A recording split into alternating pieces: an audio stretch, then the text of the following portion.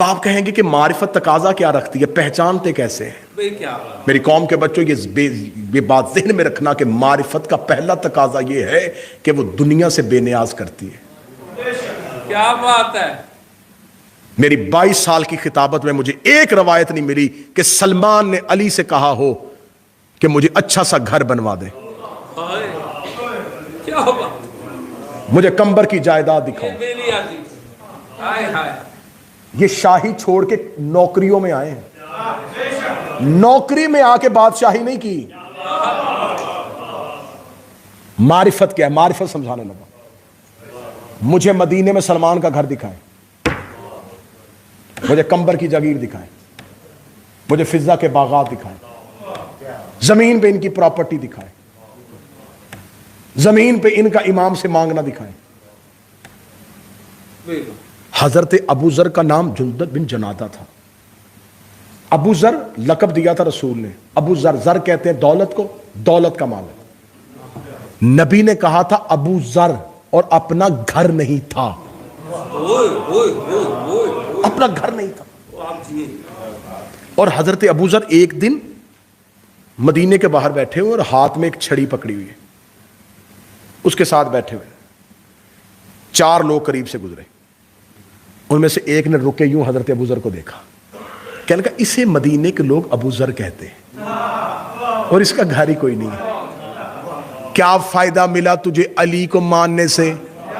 وہ دیکھ، اس نے اس کو مانا، اس نے اتنا وظیفہ دیا، اس نے اسے مانا، اس نے اس کو اس شہر کا حاکم بنا دیا، اس بندے نے اس کو مانا، اس نے اسے اتنی جاگیر دے دی، تو نے علی کو مانا، گھر بھی علی نے نہ دیا۔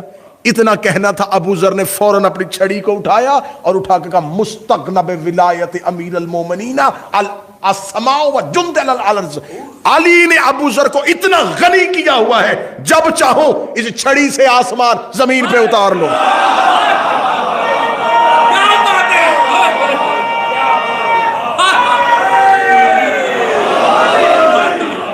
علی کی محبت نے مجھے اتنا امیر کیا ہوا ہے، میں جب چاہوں اس چھڑی سے آسمان زمین پہ اتار دوں۔ اور علی کا نوکر جلال میں آیا تھا، یوں چھڑی اٹھائی ہے اور آسمان نے چلنا شروع کیا، زمین پہ چھڑی پھینکے کہ کہا ہے، حکم نہیں دیا۔ وہ یہاں زمین سے کچھ نہیں مانگتے۔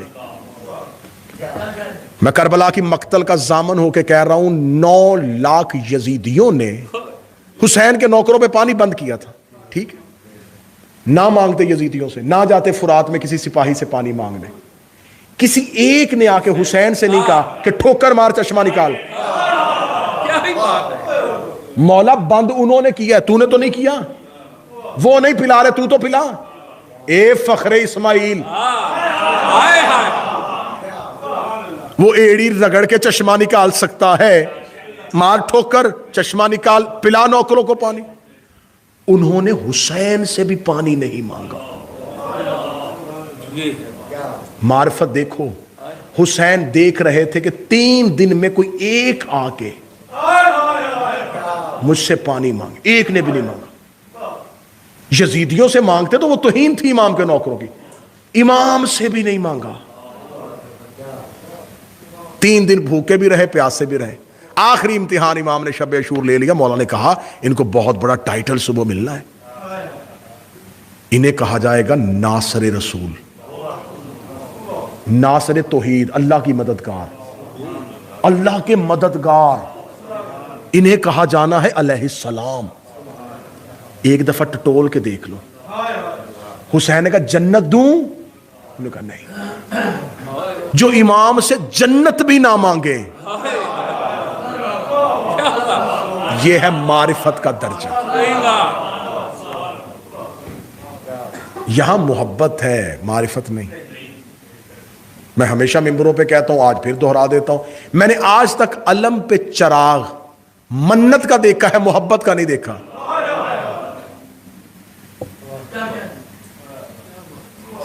میں نے تعزیے پہ، ذوالجناح پہ سیبوں کے ہار منتوں کے دیکھے،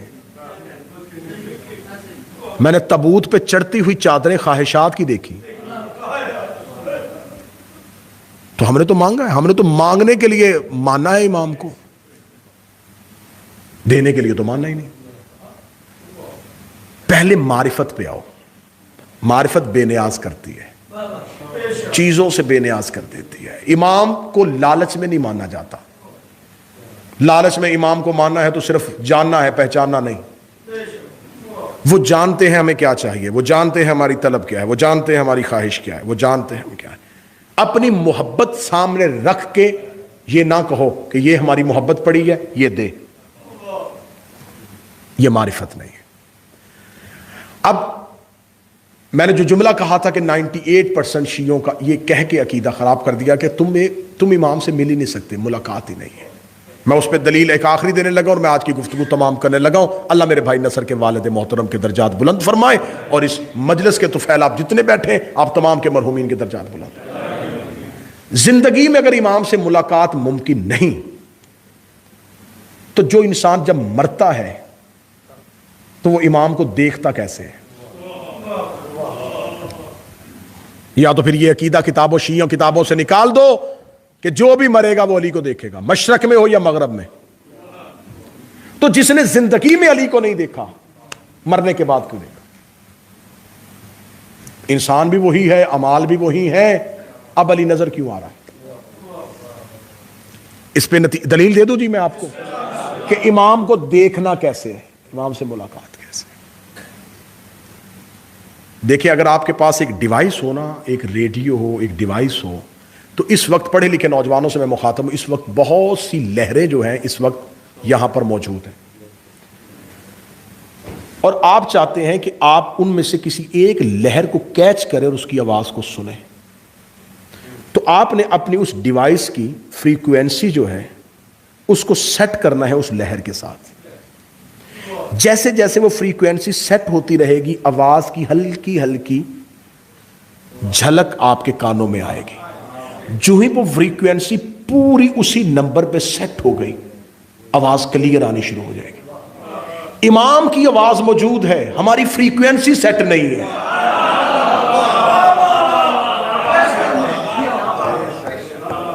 اس پہ دلیل دوں گا, اور یہی دلیل آج کی مجلس کا موضوع کا پورا نتیجہ ہے. ایک بندہ بھی یہاں سے عرفان لے کے اٹھا, میرا جہاں تک سفر ہوگا میری سانس بھی تسبیح بن جائے گی. انسان دو چیزوں کا مرکب ہے, نفس روح. بدن ان دونوں کا گھر ہے. جسم وہ گھر ہے جس کے اندر نفس اور روح رہتے ہیں, اور دونوں میں بنتی نہیں ہے. آپ کے اندر سے آواز نکالنے لگا ہوں, میں اگلی بات کہوں گا آپ کہیں گے یہ تو نہیں بول رہا, یہ ہمارا اندر بول رہا ہے, یہ تو ہمارے اندر کی تو بات کر رہا ہے. آپ نے صبح رات کو نیت کی یار صبح نماز کے لیے اٹھنا ہے, پورے ٹائم پہ آپ کی آنکھ خود بخود کھلی. کھلتی ہے کہ نہیں کھلتی؟ نیت کر لے تو کھلتی ہے کہ نہیں کھلتی؟ کھلی. اب جو ہی کھلی پہلی آواز اندر سے آئی, اٹھ ٹائم ہو گیا. دوسری آواز آئی, ابھی تھوڑا ٹائم ہے.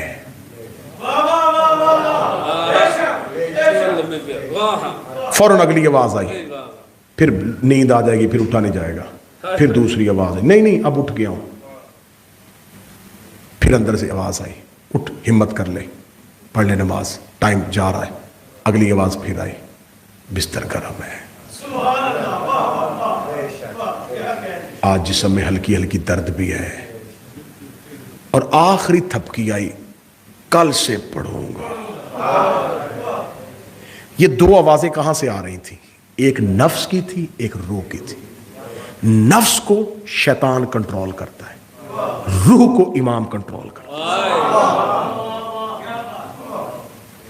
دو آوازیں آپ کے اندر تھیں, بار بار آپ نے اپنی فریکوینسی کو شیطان کی آواز پہ سیٹ کر دیا.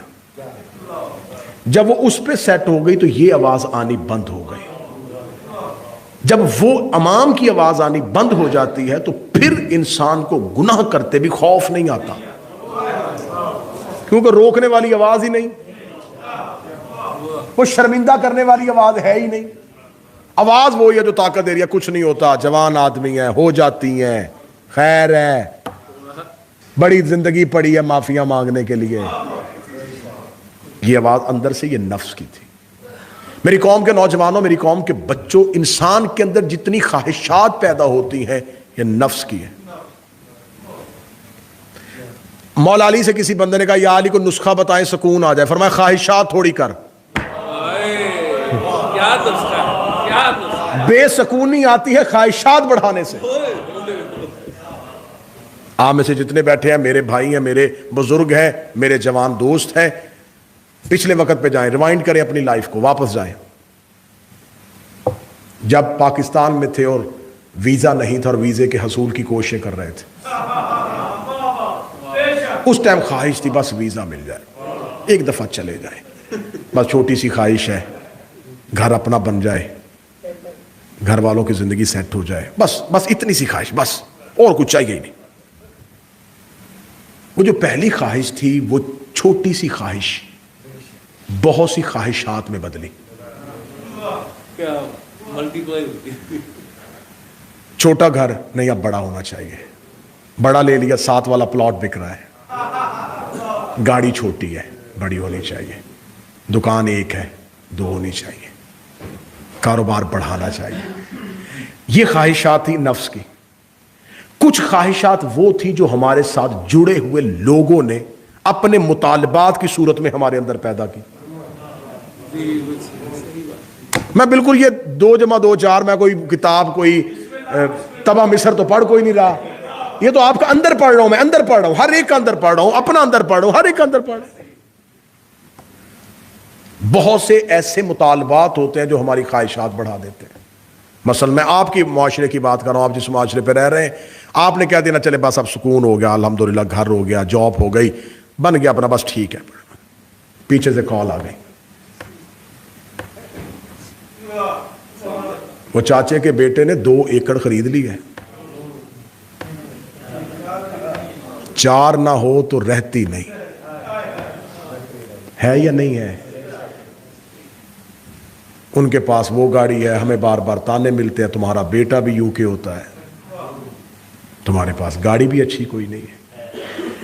اب خواہش، نفس خواہشیں پیدا کرتا رہا. روح کو بولنے کا موقع نفس نے دیا ہی نہیں. نفس نے اتنا تھکا دیا جسم کو. خوبصورت جملہ کہنے لگا ہوں، اردو ادب جاننے والوں کے لیے کہنے لگا ہوں، پوری تقریر بھولنا، اس جملے کو قول زری سمجھ کے یاد رکھنا. بدن وہ گھوڑا ہے جس پہ نفس خواہش کا تازیانہ مارتا ہے.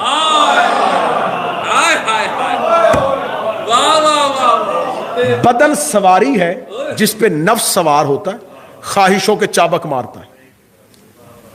بدن تھکتا، خواہش کے پوری کرنے کے لیے یہ کر، یہ کر، یہ کر، یہ کر، یہ کر، یہ کر، اتنی خواہشوں میں مگن ہوا کہ وہ جس بدن نے خواہشوں کی تکمیل کے لیے کوشش کی، اب وہ لاغر ہو گیا، اب وہ کمزور ہو گیا.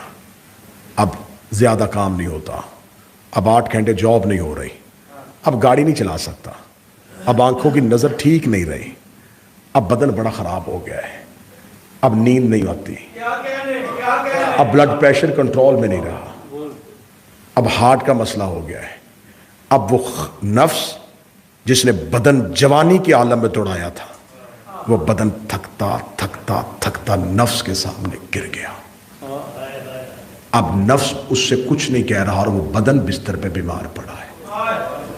روح کی سنی نہیں، نفس نے ٹکنے نہیں دیا.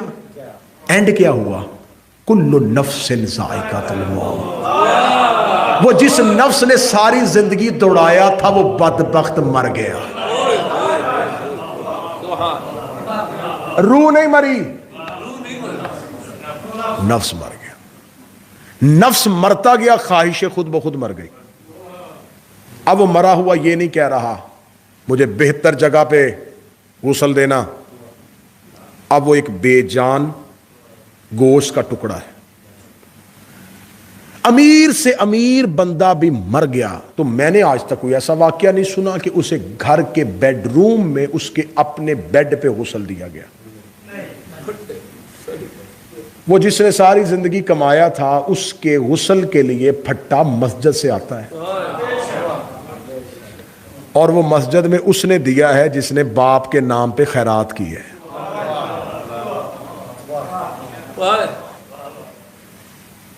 جو اولاد باپ کے بغیر ایک دن نہیں گزارتی تھی، 8 گھنٹے سے زیادہ باڈی گھر پڑی ہے، دفنائیں جی، جلدی کریں۔ 4 کنال جگہ گھر میں بنائی تھی، 5 کنال میں گھر بنایا تھا، قبر گھر کے سین میں نہیں ہے، قبر اس کے پہلو میں ملی ہے جو ریڑھی چلاتا تھا۔ وہ جو پیچھے خاندان تھا، جو رشتہ دار تھے، جو اس کو ٹکنے نہیں دیتے تھے، یہ بھی کرنا، یہ بھی کرنا، یہ بھی کرنا، یہ بھی کرنا، یہ بھی کرنا، وہ کل پہ بیٹھے ہوئے کھانا بھی کھا رہے تھے اور اگلی پلاننگ بھی کر رہے تھے۔ دکان اب کون سنبھالے گا؟ بینک بیلنس کسی کے نام کر کے گیا ہے کہ نہیں؟ چیزیں کسی کے حوالے ہوئی ہیں کہ نہیں ہوئی؟ اب جب مرے تو امام نظر کیوں آیا؟ بس اس بات کو سمجھ لو تو پوری تقریر سمجھ لی۔ آج یہ کہنا امام سے ملاقات نہیں، امام کو دیکھ نہیں سکتے، امام سے مل ہی نہیں سکتے، امام تک پہنچ ہی نہیں سکتے، جو ہی مرے علی نظر آ گئے۔ علی اس لیے نظر آ گئے کہ نفس مر گیا، علی نظر آ گیا۔ نفس مر گیا، امام نظر آ گیا۔ مولا فرماتے زندگی میں امام دیکھنا چاہتے ہو، زندگی میں نفس مارو، امام نظر آ جائے گا۔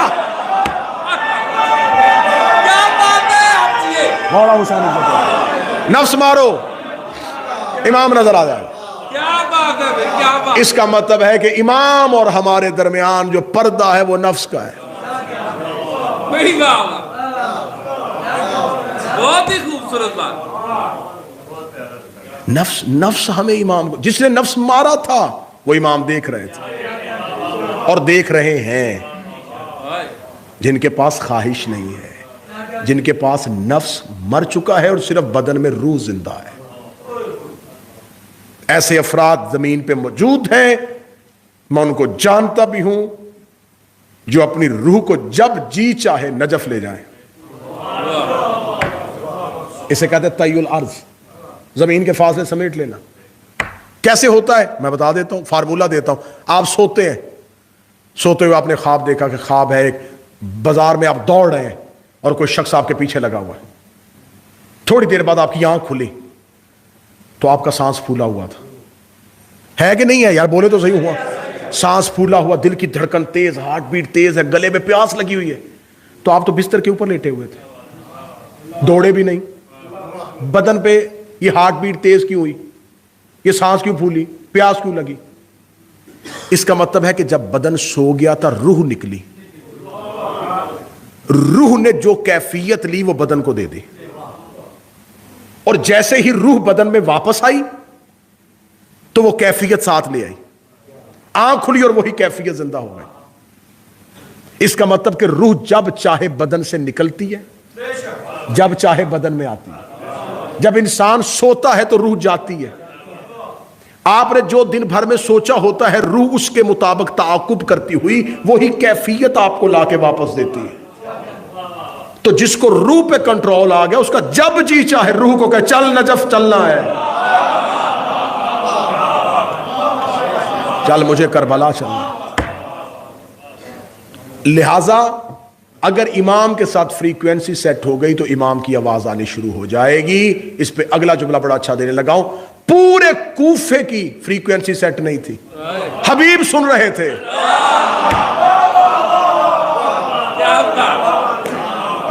صحیح سن رہے تھے، عابس شاکری سن رہا تھا، نافع بن ہلال سن رہا تھا۔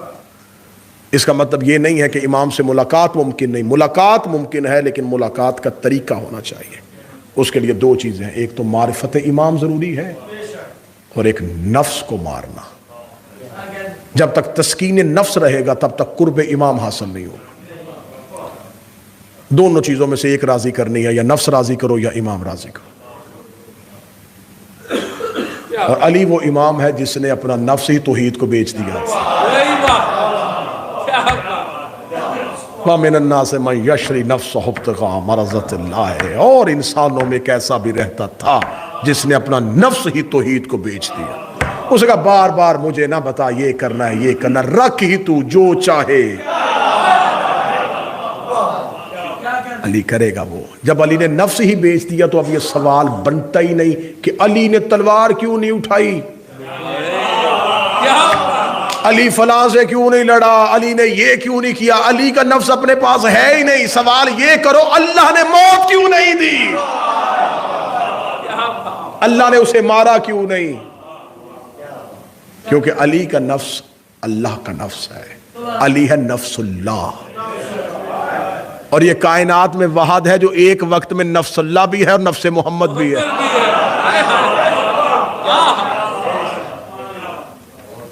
لہذا امام کی ملاقات ضروری بھی ہے، موجود بھی ہیں، امام تک پہنچنے کے رستے بھی ہیں، امام تک جایا بھی جا سکتا ہے. ملاقات با امام زمانہ پہ کتابیں لکھی ہیں. حسن ابتہی کی 2 جلدوں پہ کتاب ہے، اردو میں ٹرانسلیٹ ہو چکی ہے. ملاقات با امام زمانہ، کن کن لوگوں نے کن کن حالات میں کیسے کیسے سرکار صاحب العصر سے ملاقات کی. تو یہ سب سے بڑا ایک عقیدے کی کمزوری کی دلیل ہے کہ نہیں ہم اس قابل کا، جس سے کہا جائے نا جی امام سے ملاقات ہو، ہم اس قابل کا جی، اور بڑے گناہگار لوگ ہیں جی، وہ ہم سے ملیں، کیسے ہو سکتا ہے؟ تو اگر وہ تمہیں گناہوں کی وجہ سے مل نہیں رہے تو تمہارے گناہوں کی وجہ سے اپنی محبت کیوں دے رہے ہیں؟ مولا نے فرمایا شیطان تمہارے دل میں جو مجھ سے دور کرنے کے لیے پہلا وہم پیدا کرتا ہے وہ یہ ہے کہ کہاں وہ کہاں ہم. اگر لفظ سنو گے زندگی تبدیل کرنا اس لفظ کی وجہ سے. مولا فرماتے سرکار صاحب العصر اگر ہم نے تمہیں تمہارے گناہوں کی وجہ سے دور کرنا ہوتا تو ہم اپنی محبت تمہیں دیتے ہی کیوں؟